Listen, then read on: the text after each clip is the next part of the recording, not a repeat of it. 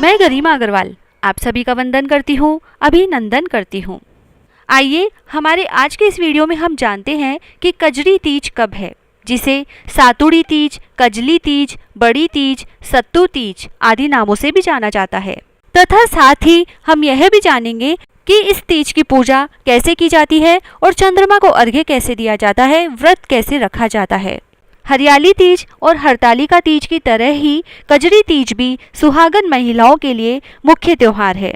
माना जाता है कि कजरी तीज का व्रत रखने से सौभाग्यवती स्त्री के परिवार में सुख समृद्धि और खुशहाली आती है, वहीं कुंवारी कन्याओं को अच्छे वर की प्राप्ति होती है। यह सातुड़ी तीज भाद्रपद मास के कृष्ण पक्ष की तृतीया को मनाया जाता है। पंचांग के अनुसार साल 2024 में भाद्रपद मास के कृष्ण पक्ष की तृतीया तिथि 21 अगस्त 2024 शाम 5:06 से शुरू होगी। इसकी समाप्ति 22 दोपहर 1:46 पर होगी।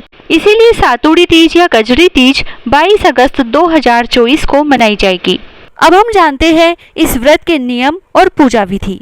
इस दिन सुहागन महिलाएं पति की लंबी आयु के लिए कजली तीज का व्रत रखती हैं, जबकि कुंवारी कन्याएं अच्छा वर पाने के लिए यह व्रत करती हैं। कजरी तीज पर जौ, गेहूं, चने और चावल के सत्तू में घी और मेवा मिलाकर तरह तरह के पकवान बनाए जाते हैं तथा चंद्रोदय के बाद भोजन करके व्रत को खोला जाता है। इस दिन गायों की विशेष रूप से पूजा की जाती है। आटे की 7 लोइयां बनाकर उन पर घी और गुड़ रखकर गाय को खिलाने के बाद भोजन किया जाता है। कजली तीज पर घर में झूले डाले जाते हैं और महिलाएं एकत्रित होकर नाचती और गाती हैं। इस दिन कजरी गीत गाने की विशेष परंपरा है। यूपी और बिहार में लोग ढोलक की थाप पर कजरी गीत गाते हैं।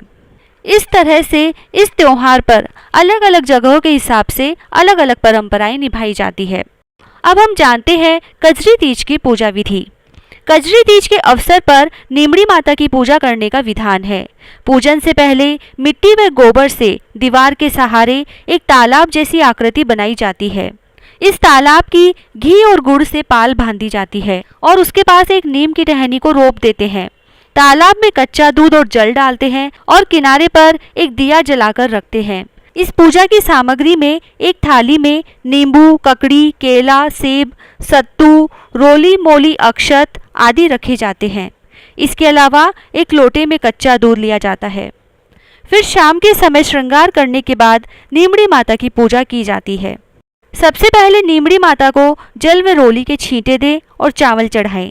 फिर नीमड़ी माता के पीछे दीवार पर मेहंदी, रोली और काजल की 13-13 बिंदियां अंगुली से लगाएं।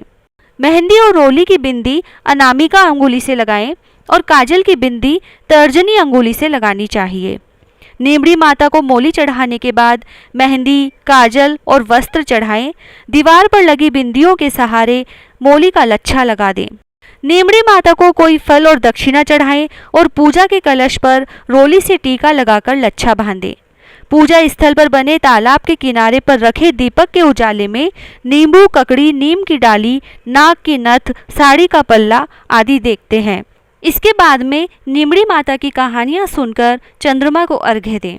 नीमड़ी माता की सभी कहानियों का एक ही वीडियो आपको हमारे चैनल पर जल्दी ही मिल जाएगा। इसीलिए यदि आपने चैनल सब्सक्राइब नहीं किया है तो अभी कर लें और बेल आइकन को क्लिक कर लें, जिससे जैसे ही वीडियो अपलोड हो तो आपको तुरंत नोटिफिकेशन मिल जाएगा। इसके बाद में चंद्रमा को अर्घ्य दिया जाता है। चंद्रमा को अर्घ्य कैसे दें?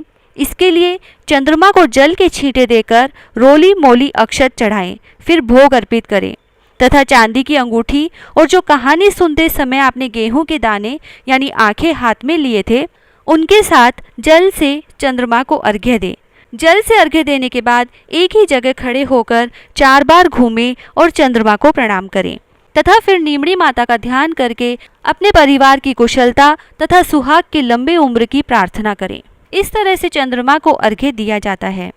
इस व्रत के कुछ नियम भी होते हैं, जैसे यह व्रत सामान्यतः निर्जला रहकर किया जाता है, लेकिन यदि कोई स्त्री गर्भवती हो तो वह फलाहार कर सकती है। भाद्रपद में बारिश का मौसम होता है तो बहुत बार चंद्रमा नहीं दिख पाता है, तो यदि चांद उदय होते नहीं दिख पाए तो रात्रि में लगभग 11:30 बजे आसमान की ओर अर्घ्य देकर व्रत खोला जा सकता है।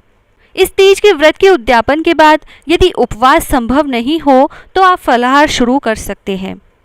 इस तरह से इस व्रत के कुछ नियम निभाए जाते हैं। तीज माता आपकी सभी मनोकामनाएं पूरी करे। जय श्री राधे।